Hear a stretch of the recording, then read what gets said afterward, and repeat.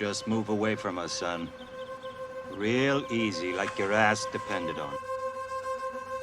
If you laugh, you can, and I'll bust you to Boy Scout, I swear. Those nights watch your balls because they have them at their own. Nash, I don't think you could pick your nose without written instructions. It's Saxon Samhain.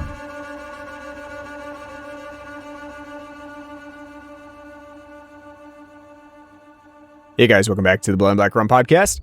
I'm Ryan from Coldsploitation.com, and I'm joined with my co-host Martin. How's it going?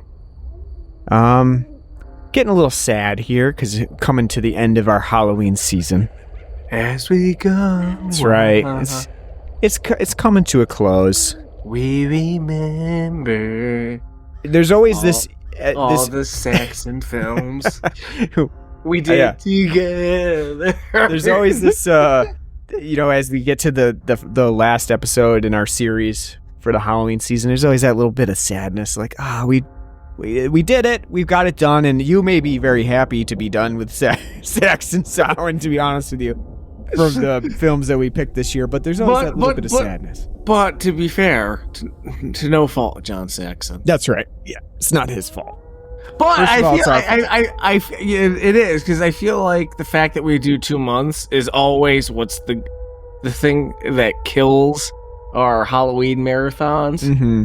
Because it's like by the end, it's like, oh my god, can we just get this fucking over with? Yeah. So I blame our scheduling, not the content we were doing or John Saxon, because as I'm browsing through our history of films, it's really hard to pick something that's like, by the end of it for a marathon, I wasn't like, can we just fucking end this? Right. And I mean, with the, partially it's the movies, because like last week's episode, that was a tough one. Well, actually 2 weeks in a row really have been very difficult. Some would say we should have done those for difficult film month. Yeah, I know, really. And the problem with the movies being difficult like that is that it makes for a difficult episode because it's hard to figure out like what to even talk about. It's like, you kind of like go into whatever you can, and then you're like, so what'd you have for dinner? Because there's like, all right, we hit the limit of what we can actually discuss about this movie. With this, the movie that we got on for today for our show, I feel like we got some stuff to discuss here. It's definitely one of those movies. I think we kind of, for one thing, we saved some of the best for last here because we picked kind of a different movie than we've been doing for the series so far. John Saxon's kind of in a different character in this one. It does have Halloween in it, which is kind of a serendipitous sort of thing that just occurs in here, and we've kind of got the Halloween season encapsulated in this movie too, so a perfect pick. And it's just a little bit of a different thing that we didn't do yet for Saxon Samhain. So it's kind of a new and different take on John Saxon movies so far. And I don't know, it kind of revitalized me a little bit here. I think we're going to have a little bit of fun talking about it. Well, our films are definitely like bookends. Mm-hmm. The best two that we picked. So. It's true. That's true. So on today's episode, we are talking about 1989's very little known film, My Mom's a Werewolf. You'd think with a movie like that, box office.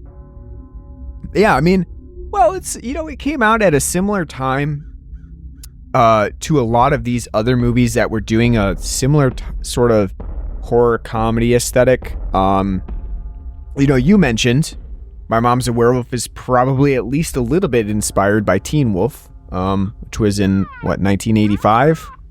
85, I think. Yeah, and then Teen Wolf 2 came out a couple years after that, in 1987. Jeez, you also had. Jeez, don't even there's just Teen Wolf. You don't have to... We don't remember Teen Wolf 2, where Michael J. Fox did not come back for it. Instead, we get Jason Bateman in that one. Ooh. Yeah. Have you ever seen Teen Wolf 2? I didn't even know it existed. Oh, okay.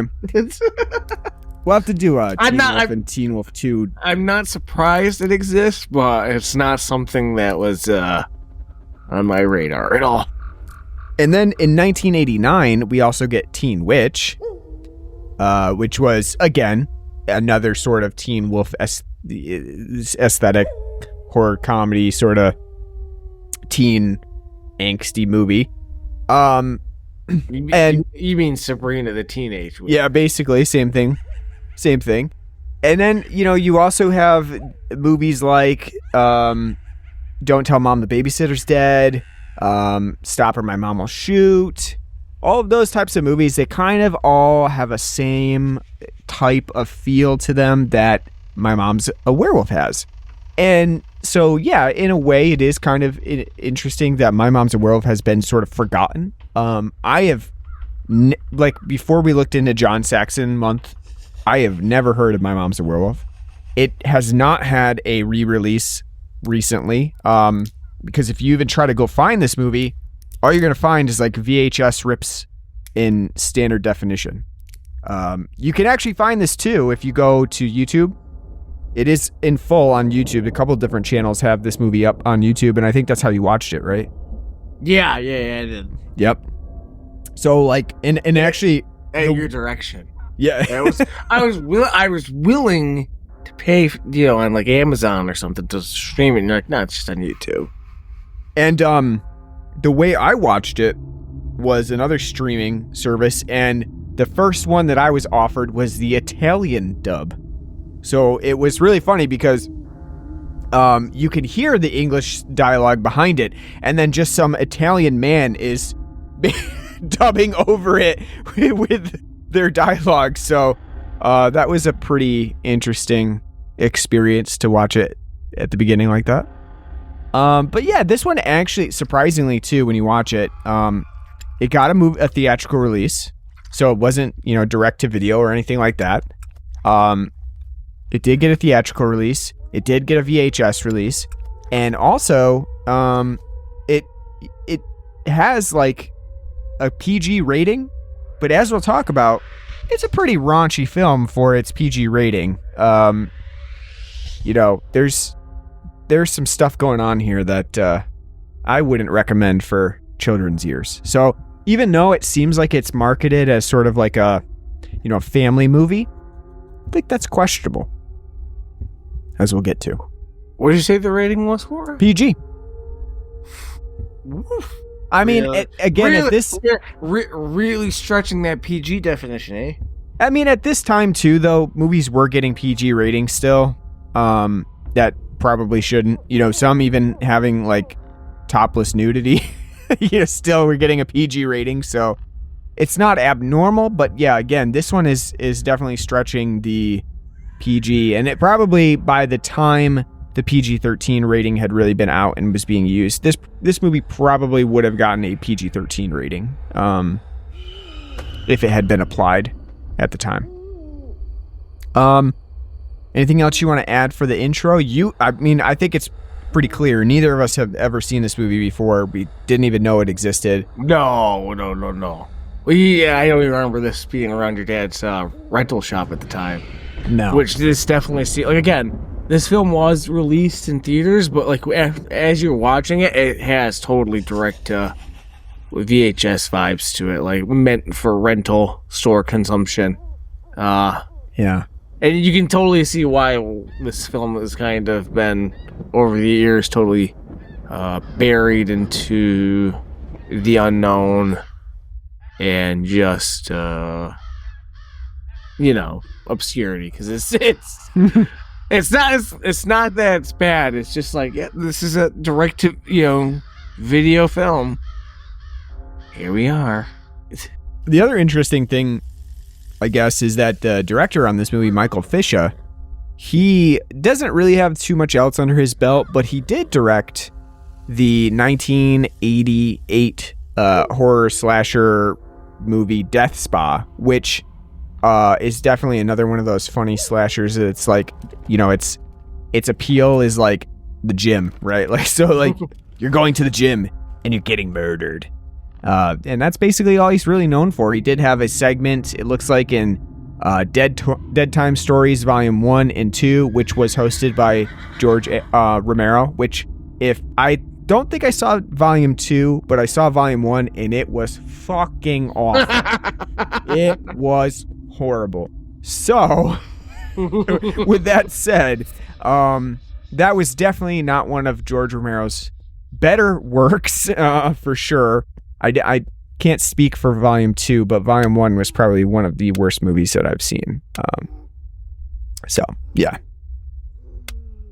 All right, so moving on from that, though, we'll take a break real quick. We'll talk about the beer that we've got on the show. And I should preface that by saying, technically, it's not a beer. What did you get for us today? Well, because it's my turn to grab the beer. Would have been your turn, but I got the COVID, so you doubled up for us. So thank you. Now that I'm a fully healthy, able-bodied man, one thing that we generally do around the winter and fall season, at least, we sneak in a cider every now and then for both the seasons, because what's the best time to enjoy nice hard cider? Fall and the winter. So right. We're having a local regular, because I think the past couple of times we have done cider, it has been 1911 from Beacon Skiffs. Mm-hmm. Yep. So we've been pretty regular. Even though being in upstate New York, we got a treasure trove of cideries up here between Nine Pin, them, and Woodchuck and Vermont, etc. But kind of 1911 is probably like the most prominent that we have around here now. So this time I was looking for something fall-y, but as I was looking at their selection, a lot of the stuff we've already had, we've done in the podcast. And I was also looking for something kind of Halloween-y, but we didn't quite get that. We got something better this time. Because as you know, if you listen to the podcast, I'm a Buffalo Bills fan. The Bills make me want to shout. Kick my heels up and shout. Throw my hands up and shout. Yeah. Let's say you would. And not only that, but we just recently did a different Bills related beer as well. So which one's that? We didn't do the Gemini. Oh, we didn't do it. Yeah, that's right. I just got it. I forgot. We didn't actually do it on the show. We just drank it outside of the show. I still haven't had mine. Wow. Yeah, I'm waiting. Saving it for a rainy day. But 1911, they have a Buffalo Bills cider tribute. It's their Loganberry at 6.9%. 4 out of 6 on the sweetness scale. And it's a Loganberry flavored cider. Now, what's a Loganberry? Well, I'm not going to be the one to describe that. Ryan, you're the one that did all the taxonomy for this. What's the Loganberry? Well, in the past, we played Frankenstein with various herbaceous entities that we have around, and I guess this guy named Logan created a hybrid of the European raspberry, which, again, European raspberry, American raspberry, I don't know the difference, right? But European raspberry and the North American blackberry. So put those together, basically make them have sex and mate. Give them a little alone time, some champagne, and what do you get? You get the Loganberry, which is so named after this guy named Logan. So basically in the family of raspberry, blackberry type berries, has a fairly, like what you would expect, a crossed flavor of a raspberry and a blackberry. So I think it ends up coming out to be like a bluish too, right? So like black, red, put them together. You'd expect pink, you get blue. But I like it a lot. It's real good. It's real sweet. We both love blackberries and both love raspberries here. It's really delightfully juicy, really good. Not very fall-y at all. Not very doesn't fit the fall nature. It's not very cidery at all because the sweetness of the blackberries and the raspberries and the Loganberry much more prominent and featured in this cider, in this hard cider than most. So if you're expecting like a nice apple crispness and freshness to it, not gonna get it. totally buried beneath this. I like it. I do like the novelty too of the Bills gimmick, because again, as a Buffalo Bills fan, it's like, oh yeah, it's got the Bills colors, and they do, got the shout song and all that on there. It's great, but I don't know how much Lafayette is Bills country. I know it's in central New York, so that's technically Bills country, but still, I expect more from like Southern Tier or somebody like Genesee or somebody else to be parading the Bills stuff around. So, but it's real good. I would say check it out. If you like blackberry and raspberry, and again, if you're expecting something to be very cidery, not for you.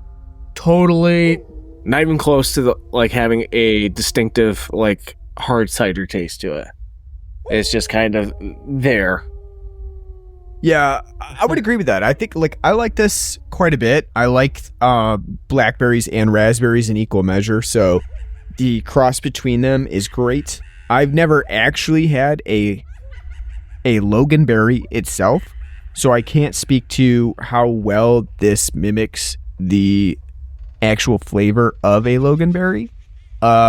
With that said, I think that it has a berry-ish flavor to it. Like Martin said, there's not a lot of cider flavor. The backbone, I guess, is there for the cider, but really the berryness of it kind of takes over, and you definitely just get a lot of berry flavor to it with a little bit of that hard cider-ish carbonation, I would say. But for the most part, this tastes like a hard berry kind of. Which is not bad in my opinion. Again, it is sweet, but it's not overwhelmingly sweet or sickly sweet in my opinion. It has a nice flavor to it, and I appreciate this. I'm not a huge cider drinker. I don't drink it all. Most of the time, I'm never I'm really in the mood for a cider. I'm gonna grab a 12 pack of cider today. But when I do have it, especially in the fall, I do appreciate it for what it is. And I am pretty happy with this Loganberry cider. So, really interesting. And again, this makes me want to seek out a Loganberry, actual Loganberry. Be like, what does this taste like? If you know, let us know. If you've ever had a Loganberry, write in. Let us know what you actually think about what they actually taste like. What's the texture like? The firmness, the plumpness of them. We want to know. I'm a berry connoisseur, so I need to know these things. And it's also, looking up the Loganberry, it's made me want to seek out other berries. Boysenberry, Tayberry, some of the lesser known berry. Black currant. Yeah, exactly. Like you're John Marston picking flowers out there. Yeah. But yeah, this one's fun. Check it out. 1911 Beacon Skiff. I would guess that this is probably situated around the central to upstate New York area, but it might get out further than that, so take a look. All right, let's get into My Mom's a Vampire. Not a vampire. She's not a vampire. That's the mom from Sabrina's, aunt from Sabrina's movie. My mom's dating a vampire or something like that from Jesus Christ, you're doing a good job at selling these films. Caroline Ray or whatever.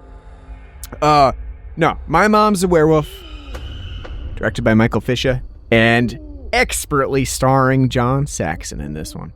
Is he starring? Huh?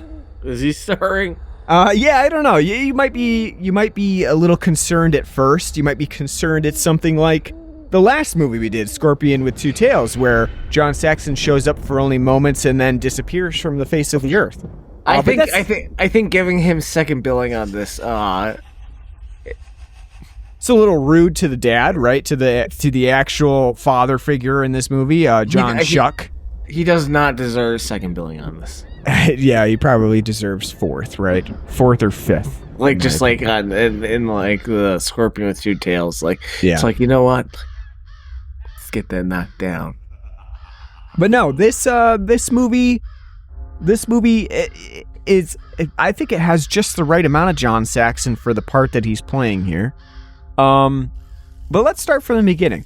Rapist? Yeah, that's true. Very true. We'll get to that in a second. But yeah, this movie, so effectively, this movie starts out, you see Susan Blakely's character, Leslie. She's coming home. She's got the groceries. No one's helping her out with the groceries. The dog is all over her. Marble. What is the name of it? Marble. Marble? I wasn't sure if she was saying Margot or Marble or Marbit. I don't know. Marmot. I wasn't sure what she was saying, but yeah, this dog I think it's Marble. Can you imagine having this kind of dog around all the time? You're like trying to just bring in groceries. You're getting mauled constantly by your dog. Just like at a certain point, you're like, all right, you're getting the old Yeller treatment. Take him out back. I'm done with this shit. You keep eating the celery, okay? Jesus. You know what? I got a nice seafood pate that I'm trying to make. Seaweed and spinach pate. Well, she's a vegetarian, which, as you know, in the 80s, you're the scourge of the human population. That's right. People are like, a vegetarian? What's wrong with you? What do you got, a condition? What are you, gay? You anemic or something? I like, too, the fact that because she is a vegetarian, the husband's like, I guess I can't go out with the boys and have a Philly cheese. Yeah. Not only that, but like he'd get caught and you're like, damn it! Oh, well, she wanted me to have the sauteed mushroom. I just like that opening sequence where he's on the phone and she's like, I got us a nice seaweed. This recipe that I'm going to make. He's like, yeah, I'm not going to be home for dinner. Goodbye. Click. Just completely just shuts up. But yeah, this movie, again, this is one of those movies, you meet the wife and you're like, oh, she's trying her best here and she's getting constantly flummoxed by everybody else, right? Like her daughter's kind of being a bitch to her. Her husband is good for nothing. And it really sets in motion this idea that we get from a lot of the 90s Porn? to no, sorry. I wasn't going to go that way. I don't know what you're talking about. I haven't seen any of that, so I'm not familiar with the themes of those movies. If you can let me know if you want to, No, I wasn't going to go that route. I was going to say the sitcoms of the 90s and the 2000s where you have the good for nothing dad figure who's just comes around and is like, I'm a lummox. Yeah, exactly. I like to watch football, drink beer, have my friends over. My wife does her own thing over there. Well, you know what's great too is when they're watching football. It's 6 guys in there. He's got 5 of his friends over. They're not talking or anything. They're just so engrossed in the game and drinking and eating Cheetos. They're like, yeah, football. What's going on? Who knows? Yeah. And it's funny too because it's oh, what's 1989 football? He ran for 2 yards.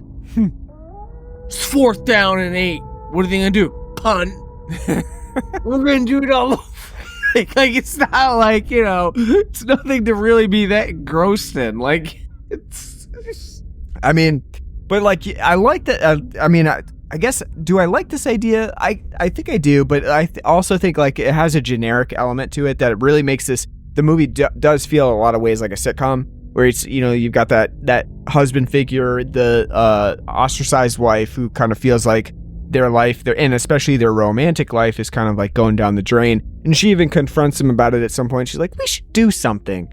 I feel like our life is pretty stagnant and we're not really, we're not present with each other. And he's like, yeah, I know, I've been working too hard at the office. And then she puts on a nice lingerie outfit for bed.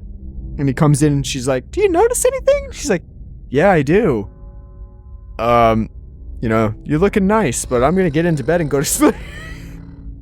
It's got that genericness to it that, I would say doesn't set it apart from the sitcoms of the time. But at the same time, I kind of what do I have to do to get my husband to want to find me attractive? Exactly. But at the same time, I do kind of like that the writing does focus on the mom as a character more so than the dad. It does definitely delve into Leslie as a character, kind of taking these steps to try to fix the romance in her life. And then also, obviously the whole idea of her being smitten by John Saxon, which comes out later, is sort of that element of like the midlife crisis sort of thing, the turn to adultery, and then kind of like, finding out that that's not right for you. I kind of like that idea in that, that part of the analog to it. But maybe I'm getting ahead of myself. So basically, she's kind of fed up with her life at this point, and she goes out on the weekend while he's watching football, and she meets up with John Saxon's character at the local animal store, which again, like, Casa de Pets. Exactly. What's sexier than seeing John Saxon in a suit trying to sell you flea collars at the animal store? With sunglasses on inside too, I should add. Like he's fucking Roy Orbison. That's right. I mean, who would not be smitten as John Saxon? He basically pulls his sunglasses down and he's like, "Here's 4 flea collars on the house for you." And she's like, "Ooh, my nether region." It's okay, I'll say it for you. My pussy. And of course, too, we also have to factor in that John Saxon is a werewolf, so he does have this capability to seduce and woo based on his like hypnotic stare. But, I think, even without the supernatural element, of course you'd be interested in John Saxon, who's paying you attention in the animal store, who's basically like, "We should go out to dinner. Let's go out to lunch and get some champagne and whatnot. Drink a nice bottle of red." You'd be in too. I'll have but he does the fatal thing. What do you have? We'll both have steak tartare. And she's like, "I'm a vegetarian." Yeah. And he's like, "Fuck." Yeah. I think he says something like, "Shame," or something like that. He's like, "This bitch." Right. She's going to have a hard time getting accustomed to being the feral, breeding ground that I have laid out for you, because she doesn't eat meat. With a fucking ostrich on standby. What do you think about John Saxon's character being named Harry Thropin, as in like lycanthrope? Ha ha! Did you catch that? Barely. And his name is Harry, and he's hairy. I'm not a big fan of like the whole werewolf concept to begin with. Okay. You feel like that supernatural element's not needed? Well, in the film it's fine, but I'm just saying in general, I think like werewolves are stupid. Like, interesting. What's the big aversion to werewolves? Like, what don't you like about werewolves? Most of the monster films I find like just like kind of be like, when it comes to the oogie boogie spooky bands type stuff, I think it's all kind of trite. Vampires are the one that I can buy into the most, but I think like werewolves and mummies and all that nonsense, falderall and bullshit. I think I agree with you there. Like, I think mummies are sort of like, when you really stop and think about it, it's like a really dumb concept of like this very stereotypical sort of like offensive, lumbering about and like, oh, it's sort of an offensive concept of like, oh, these fucking Egyptians, putting their toilet paper on and walking the earth. Yeah, I get you there. If only Dwayne The Rock Johnson was around. And I do, I kind of see your issue with werewolves as well, being the fact that like, the idea of them doesn't necessarily make a whole lot of sense of like, oh, you were bitten by a wolf and now you become a wolf. I get that. Like if you'd really take it as a realistic portrayal, maybe like you were saying though, the animalistic side of that, you just see it as a metaphor, Well, yeah. So let the animalistic side out. But that's the same thing with all of these things, like vampires. It's like, oh, them sucking your blood. What's going on with that? It's like it's an allegory for sex.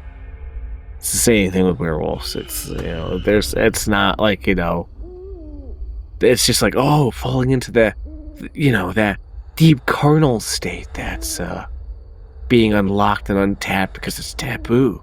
What? I guess Maybe it's you know, vampire, werewolf, goblin. It don't fucking matter. I mean, in this movie, My Mom's a Werewolf, it really wears that on its sleeve too. She just wants her fucking snatch pounded. Just so this, You so eloquently put it. Yeah. I was gonna say, well, that's all this film is. She's just like, listen, I haven't had my box stuffed hard for quite a while, and then she runs into John Saxon, and she's all into She's it. like, this is the man to do it. Until he bites her toe. See, The foot fetish did it for her. She was like, you know what? That's an immediate turn off here.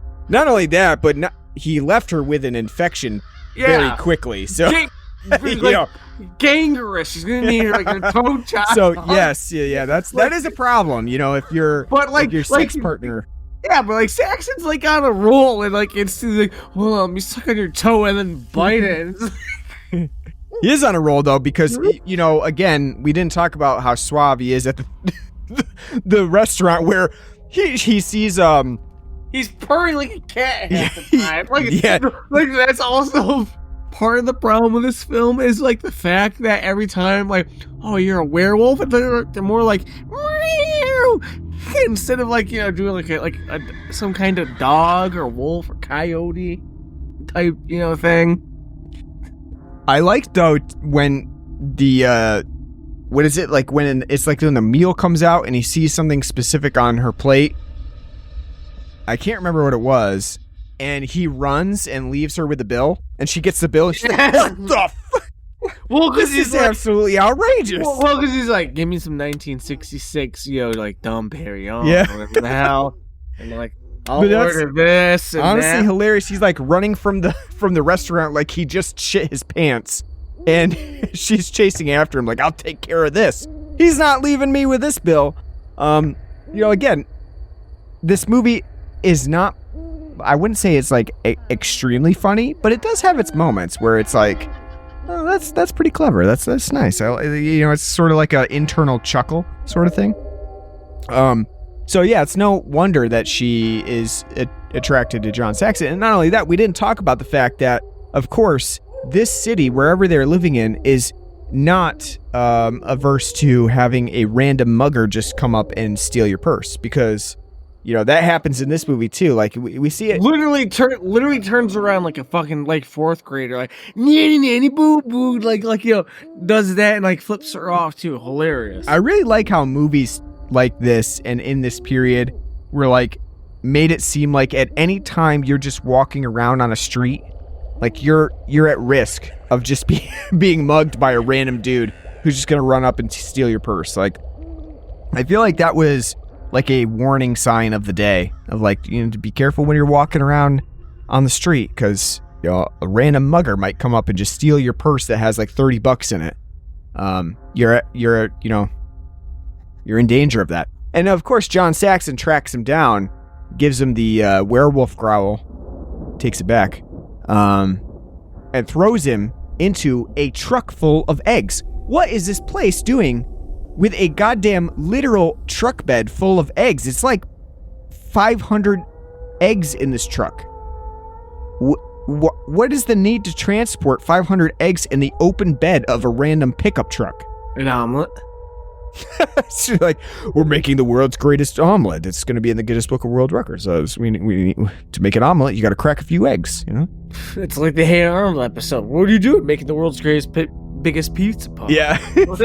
It was just hilarious because, like, out of nowhere, you know, John Saxon throws this guy into just a giant truck of eggs. It's like, never experienced a giant truck of eggs before. I have experienced a truck that had been can opened with applesauce. That we saw when we were going to New York City. Remember that? And I basically peeled the top off the truck. And there was a spill of applesauce all over the highway. But never experienced a truck full of eggs. But yeah, of course, you would be attracted. I would say I would be attracted to John Saxon in this situation too. And not only that, when you get back to his apartment, he just says, let's go make love. And she's just like, okay, get me a double martini. And what does John Saxon do? He goes to his basically like rainforest cafe style bar that he's got going on in the back of his That you hear in the background, like, "Ooh, baby, I love the way." What a sexy pad he's got going on there. No, It's like, on like a $5 budget. Not only that though, too. Though, like the fact that there's a ostrich and a fucking owl and like an emu. Yeah. He's like, hold on.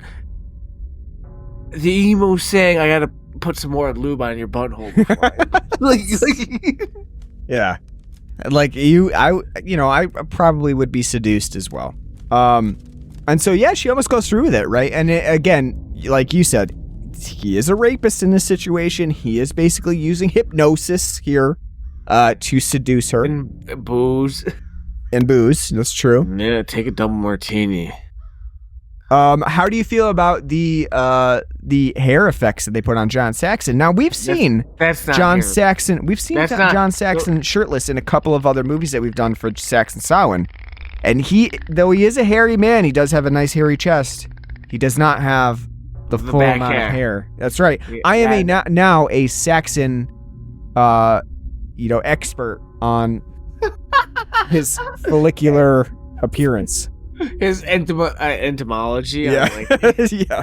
Yes. He is not particularly a hirsute man, but it's funny because he definitely could be. He's Italian, so like he does have a lot of chest hair. We've seen that. Yeah, but I mean, like the back chest and stomach. But the back hair comes across as very fake and phoned in. Like it's. Yeah. Oh. This movie does not really spend a lot of money on the effects. Again, like his teeth effects, like everybody's teeth and the hair and stuff. Basically, it looks like they ripped up a bunch of like little cobwebs like that you get from the dollar store, that you would put out, and they just like stuck it on with glue. So it's not like, and we're not talking about The Howling or American Werewolf in London here. The effects are not what do you mean, not up to that par. What do you mean John Landis didn't direct this movie? Yeah. Yeah, but again, John Saxon here, even with the hair, he's still a sexy man. Still attracted to him. He looks great. I love the Roy Orbison glasses. It's amazing. It makes me think of Henry Winkler every time in Waterboy. Like, Mama said I shouldn't get a tattoo on my butt of Roy Orbison. And then Henry Winkler pulls his pants down. I was like, well, Mama don't know, don't hurt him. It's like, yeah. Like, John Saxon is kind of like Roy Orbison in this movie. So along with this whole idea of like, we're following Leslie, of course, so is her daughter, Jennifer. She's following her. Just upset she's not getting her cooch smashed. Right. It's like voyeuristic. She's like following her mom. Which the as a film voyeur, constantly sort of. Film constantly is like, you should have a boyfriend. Get a boyfriend. Don't follow me on this truck of me getting anally pounded in my asshole.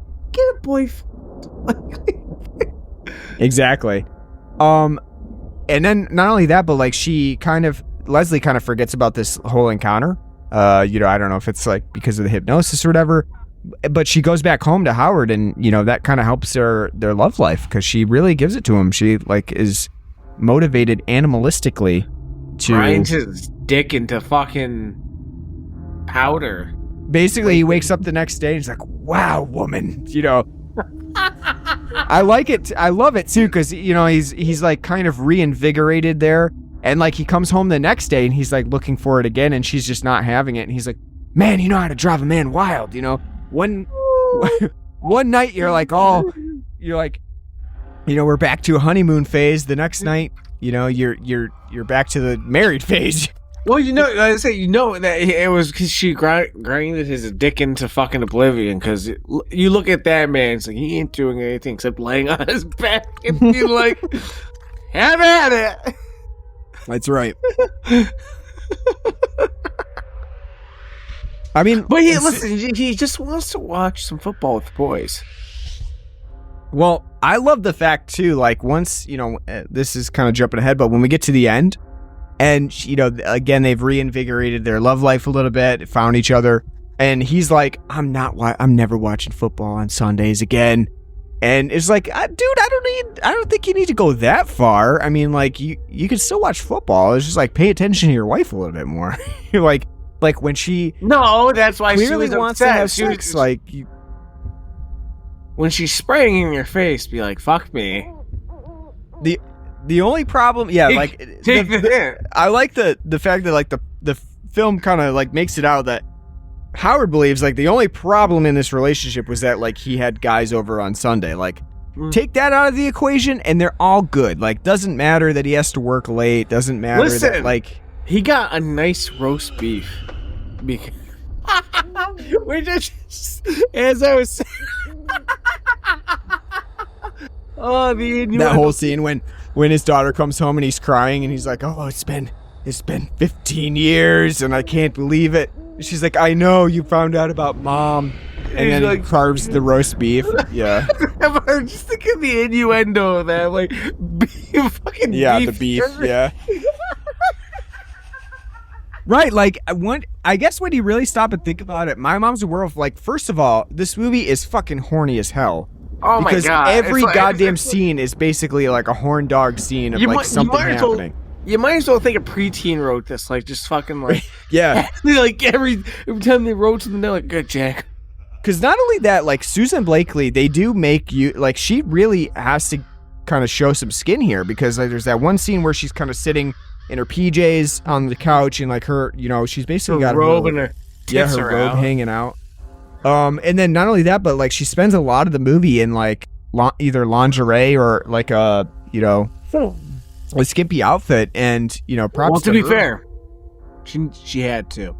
The fact she was traipsing about in that fucking curtain that she was calling a dress with those stockings, no wonder why her husband wouldn't ever look at her.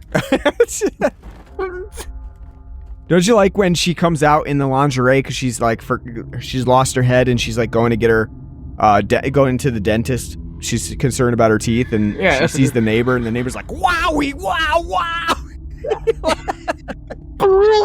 Yeah, basically. No, what makes that even better is the fact that he's into S&M. Yeah, and they keep going back and referring to that, and the fact that even him and his wife were like, "Oh, these perverts having sex in gorilla suits, not like good Christians.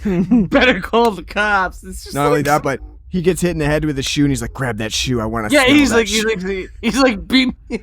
It's just so fucking stupid. It's why this film feels like it is meant for like the VHS rental market, because it's like those are the type of jokes. They're not super over the top, but they're definitely not anything that's like you can kind of get away with, and it's just like they come across as very like, yeah, this is meant for like people that rent the film, not to watch. Yeah, I found it a little bit surprising because this movie, it definitely has what you would consider sort of like a preteen family style movie of like, oh, Mom's a werewolf, like, oh, that, what would that be like for the family? And then it has these sort of these lots of innuendos and pretty much direct like sexual references. Like right at the beginning, we didn't even talk about this, when she comes home and she's like, oh, I miss my big cucumber. Right when she's bringing the groceries home, she's like, I've got the groceries, but I miss my big cucumber. Like, there's a lot of like very direct innuendos in this movie that, again, like we said, is a fucking horny movie. Even when she goes to the dentist, and the dentist is like so weirdly erotic, where he's like, are you here for a drilling or a filling? And like with a literal wink. It's not clear why this film is so fucking horny. But, like, I'm here for it. I like it. I find it to be refreshing. It's one of the more charming parts of the film. Yeah, exactly. Like, it's stupid, but it's like, okay, if this is what you're going to lean into. Like, yeah, you could go worse than that. Like, this movie is cheesy. It definitely has a lot of the same sort of, like, comedy bits that I would say those other films we mentioned previously have, and like Teen Wolf and stuff like that, and it kind of leans into some of those ideas of like, what would happen if you become a werewolf? But at the same time, like, it definitely goes a little bit above and beyond that, to the point where I definitely would not recommend like you sitting down for a Sunday matinee with your family, like, oh, we're gonna watch this like for Halloween, it would It'll be fun to watch with the whole family. Like, no, it wouldn't. No, it will not be fun. You do not want to have this discussion with your 8-year-old.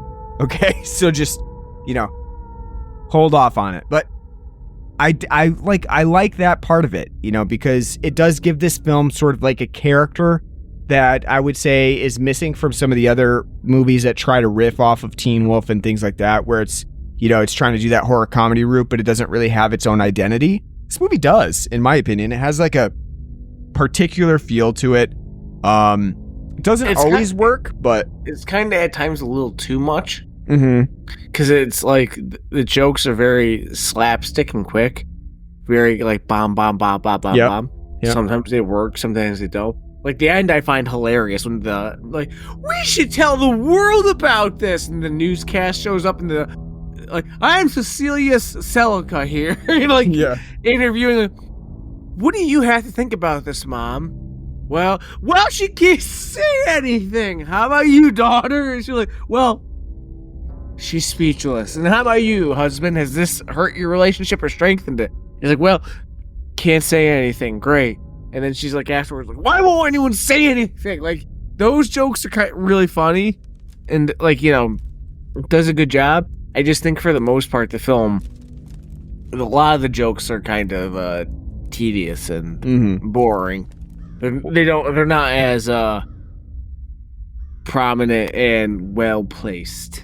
Well, I'm glad you brought up sort of like the ending, because I would say that the ending is probably the film's weaker moments. In terms of what I would say is like throughout My Mom's a Werewolf, we get this like sort of very slow buildup of Leslie figuring out she's a werewolf, right? So like it takes a while to actually get to her turning into a werewolf, and then once we do, it's like really slow. She notices her teeth. She goes to the dentist. She notices her, her various hairs across her body, and she goes to the hair salon. Those are like really slow buildups. And then all of a sudden at the end, she just becomes a werewolf. And they basically, John Saxon's character tells her, like, I'm trying to breed with you so that we can create a whole race of werewolves, because we need to make sure the line continues. And then they get into like a werewolf fight and stuff like that. And then John Saxon's character is killed very easily. Just like, basically Leslie's daughter, Jennifer, comes in with a fork and just, dead. And I would say that the conclusion itself leaves a lot to be desired, because for one thing, we don't really get to see actual antics of Leslie being a werewolf, right? Like, so like a lot of, if you think about other werewolf movies where you see them slowly realizing they're turning into a werewolf, you get to see a lot of these, like the progression. And this movie kind of skips a lot of that progression. It's just like, here's some teeth, here's some hair, she's a full werewolf. I feel like it misses out on some of the fun of actually becoming a werewolf. And then not only that, but like we also, like the way that they're vanquished, and like Harry's just killed very easily with a fork and that's it, done with it, is so abrupt that I feel like the ending kind of misses the chance to run with this idea. Or it almost feels like it's the idea is ended before it's really even blossomed. I don't know if you felt like that too, but like to me, the ending was probably the worst part. I like the lead up was pretty good. All the sexual innuendos I actually appreciated, but the ending of it was kind of meh, I agree, but I mean, excuse me, for a film that's very much more focused on being a comedy, it's kind of like, well, where does it go? So it's kind of like, well, we gotta lean into like the seriousness a certain amount. So it is kind of, it is what it is. Like, I think the whole part that makes that the whole bit enjoyable is the comedy of the fact that fucking the one guy's like, I'm reporting this to the cops. And he's like, look at these perverts. As he's being like slapped on his ass and shit, and his dog collar on, which for 1989, very, very brave. But is the pillow fight thing is just weird, but it's not. It just comes across as like really quick and abrupt for like what's going on. Yeah, especially because like when Ash, the mom's transforming. She's like, I'm shaving my legs in the bathroom and I'm ruining your Halloween party and this and that. And I just want my muff stuffed and what's going on? And it's just like, for the most part, it's like, oh, this is garbage. Right. Yeah, that was the only, like, my main complaint with the movie is I just feel like the ending is too abrupt. John Saxon is vanquished too easily. And to be honest with you, I wish that he had been given a little bit more time throughout the movie. Like, he does kind of fade out towards the end. I mean, he does get that really nice scene where the two girls are talking about him, and they're like, I wonder who the werewolf is that could have turned my mom. And he's sitting in the background, like, again, like you said, looking like Roy Orbison back there, just like literally sitting in the background. So I appreciate that part of it. But you know, I wish that John Saxon had a little bit more time in it. What do you think about the Halloween party too? It's just kind of like a weird excursion into this film where, you know, that's basically where her mom starts to figure out, like, oh my God, I'm like super hairy. And there's like a teenage boy that keeps hitting on her there too. I've seen enough 70s porn to know that's okay. Yeah, right. You can have the fullest of bushes. That's okay. You'll be fine. And that kid was totally into it. He's like, yeah, shove that roast beef. Well, yeah. It's quite the metaphor there. Right, the innuendo there as well. He's just like, yeah. shoving, like, here's your dinner of roast, you know, of the beef, and then come up and see me for dessert. You know, it's quite the innuendo. I mean, it's fine, but I mean, it's funny too because I think Jennifer is the wet noodle of the group. Sure, the daughter, like, she's kind the of worst. The one that you're like, oh God, it's fucking Jennifer again. Like, she's fine. Like, I don't think she's bad, but it's like you're the wet noodle, and then the fact that her friend is so fucking like, oh my God, autistically geeky about everything. Fangoria number 759 in 1978 when it comes to art. Like, can you imagine paying $175 for like an issue of a magazine that you don't have? Because I can't. I there's definitely not like a collector's item that I care about enough where I'd be like, I'll fork $175. Gotta have Absolutely. It. Yeah. But I mean, like, you know, it's just like they're a weird combo. Like, I get it, but this, like, you know, Jennifer's the straight lady and she's the, you know, geek, but at the same time, it's like, especially with like 1980s lenses, looking at like, what does a horror convention look like back then? And it's like, fucking goofballs and masks. Like, yeah, well, I know. Compared to like what the modern convention is, like, you know, this is, you know, very tame and ridiculous. Mm-hmm.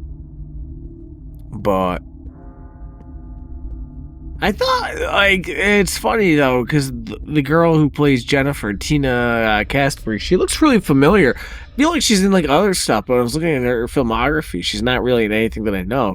So it's kind of weird because she feels like generic Disney protagonist in this film.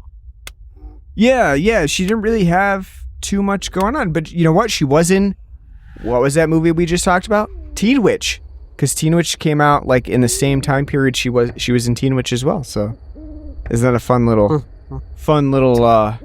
tidbit? Yeah. No, I don't think she had like a big part, but she was in it. So, yeah, I would agree with that though. Like, I think Tina Casper's pretty good here, even though like you're kind of like, all right, move on from this. Like, yeah, we know, you know, you're upset about your parents, but she does seem like to be the one that's the more annoying part of it. Like her friend, what was her name? Stacy? Is that her name? Yeah.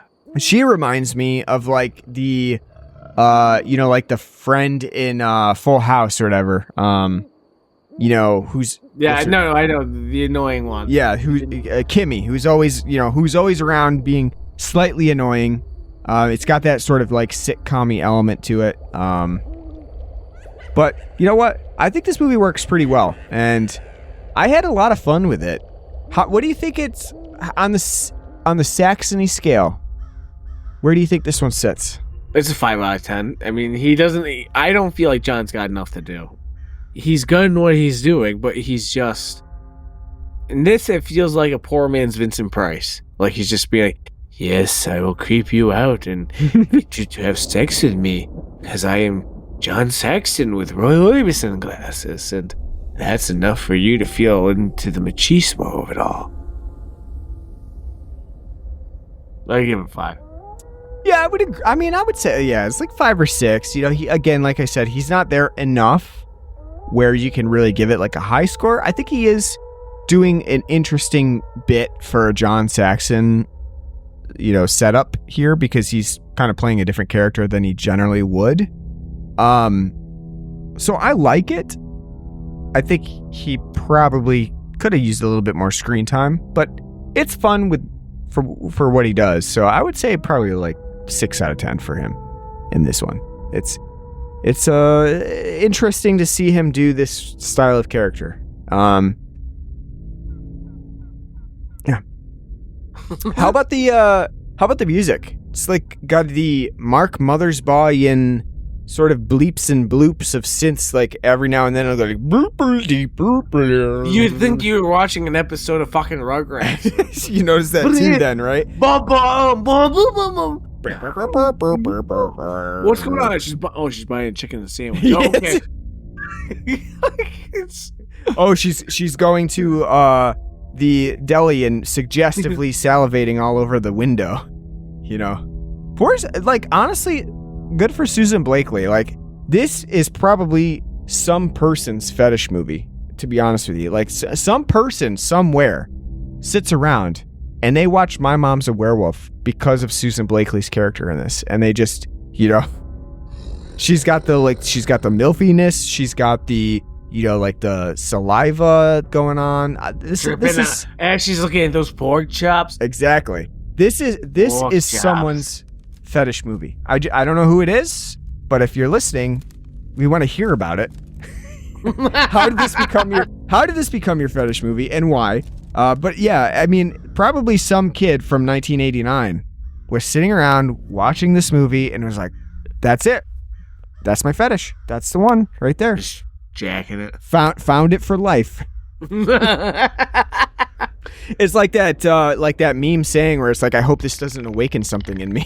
You know, that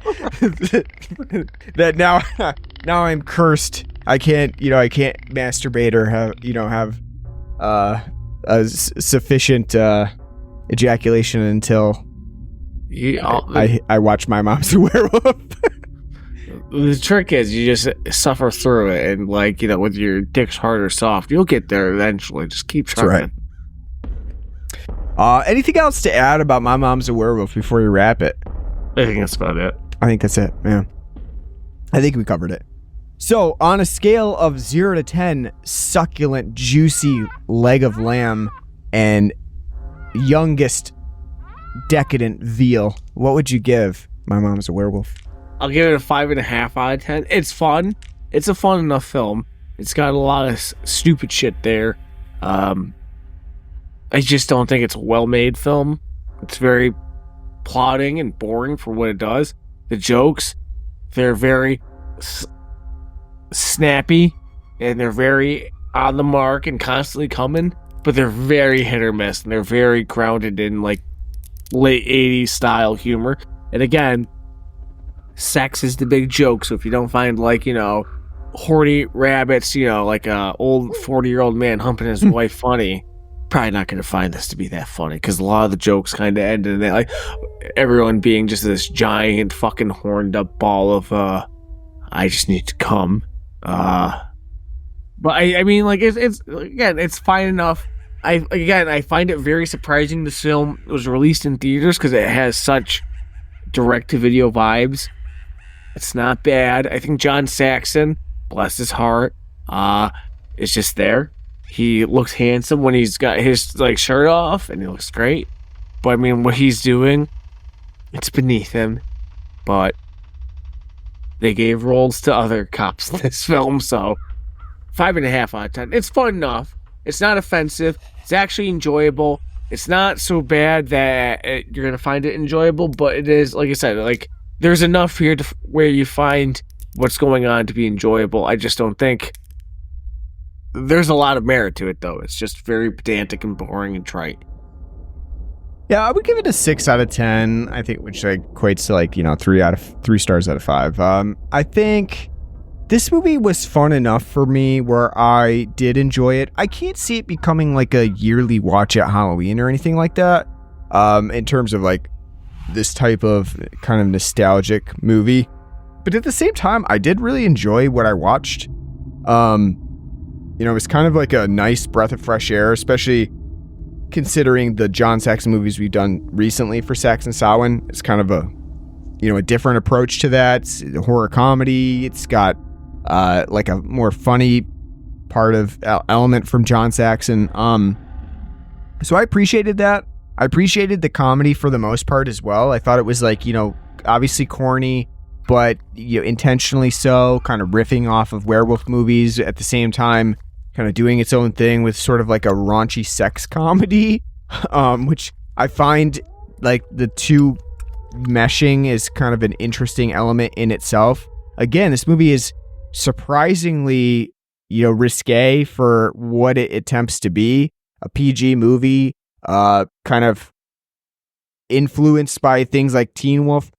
So I find like that part of it kind of interesting, that they went this route with it. But I think it like gives it some sort of flavor and character that I do like. So 6 out of 10 for me. It's worth a watch. I don't know if it's going to be everybody's cup of tea, but I definitely would recommend at least checking it out to see what you think about this one. Because I do think it's pretty fun. At times it definitely has a sort of like a nostalgic fun factor to it that also ties into Halloween, which I think is pretty cool as well, that it just kind of, even though it's really like tangential to the plot and it doesn't really matter, there's that nice little Halloween bit to it. So like if you're watching during the Halloween season, you're like, oh yeah, there it is. It's a Halloween movie. Perfect. So yeah. Kind of a fun way though to end Saxon Samhain, I think. End it on a pretty good note with a Halloween movie. Perfect. You're welcome for saving this for last. I don't know why we did. It just happened to fall that way, and it is what it is, but cool nonetheless. So that's it for Saxon Samhain. Do you have any last words or, effigies or anything for My Mom's a Werewolf? Or no, My Mom's a Werewolf. I mean, in general, John Saxon and Saxon Samhain. Anything to add there? I think we did a good job. We've been talking about wanting to do a John Saxon series since like the day the podcast was invented.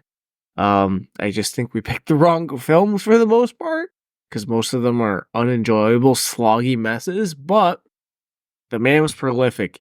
He was exactly. In shit. He was in good stuff. He was in the mediocres. He did it for the love of the game. So, and I think the selection we carved out it's just that it's a selection. So go delve into his filmography more and see what the man has to offer, because he's great. Yeah, I mean, I agree. I think like, when you dip into a movie filmography with a person as prolific as John Saxon, you're bound to get a number of movies that you probably just don't resonate with. And like you said, he's like sort of like a Malcolm McDowell figure. He probably could have done bigger stuff, chose to do some of these lower budget schlocky movies, and we have him to thank for some of the best, parts that he's played in these other movies. So, it's a mixed bag again for Saxon Samhain. But you could say the same thing. Like we had a mixed bag for John Carpenter, when we did his series, or like if we picked something, or Craven Cronenberg. Exactly. Yeah. There's always a mixed bag in there, and you take what you get. And for this one, we had more misses than hits, but that doesn't make me think any less of Saxon as a person. And he always did. He always did his job. He definitely came and really never, at least in what we saw in Saxon Samhain, he never really phoned it in.